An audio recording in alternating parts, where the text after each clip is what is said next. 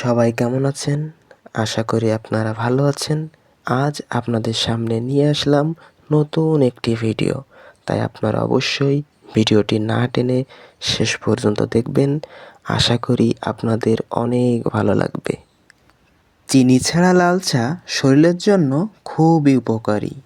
প্রতিদিন সকালে 1 কাপ চা না খেলে অনেকের দিনটি যেন ভালোই কাটতে চায় না।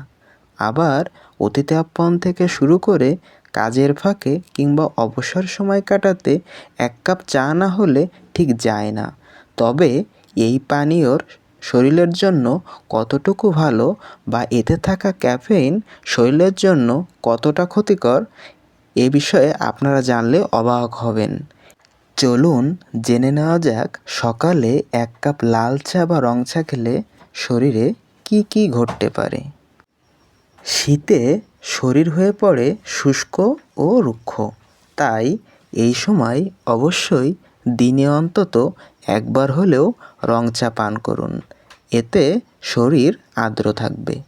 এই পানীয়তে থাকা অ্যান্টিঅক্সিডেন্ট সহ বিভিন্ন উপাদান শরীরকে সতেজ রাখে, মন ভালো রাখে, শরীরের তাপমাত্রা নিয়ন্ত্রণ করে, এমনকি রোগ প্রতিরোধ ক্ষমতাও বৃদ্ধি করে।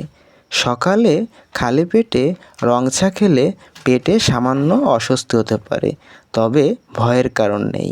বরং খালি পেটে চা খেলে এই চা খাদ্যনালীতে থাকা ক্ষতিকর ব্যাকটেরিয়া দূর করে। হৃদরোগে যারা ভুগছেন তাদের জন্য ব্ল্যাক টি হতে পারে কার্যকারী এক পানীয়, এমনকি হৃদরোগের ঝুঁকিও কমায় এই রং চা। এরকম অজানা বিষয় যেন প্রতিনিয়ত আপনাদের সামনে আনতে পারি, তাই অবশ্যই আমার আড্ডাবাজ পেজে লাইক কমেন্ট করে পাশে থাকবেন। সকলকে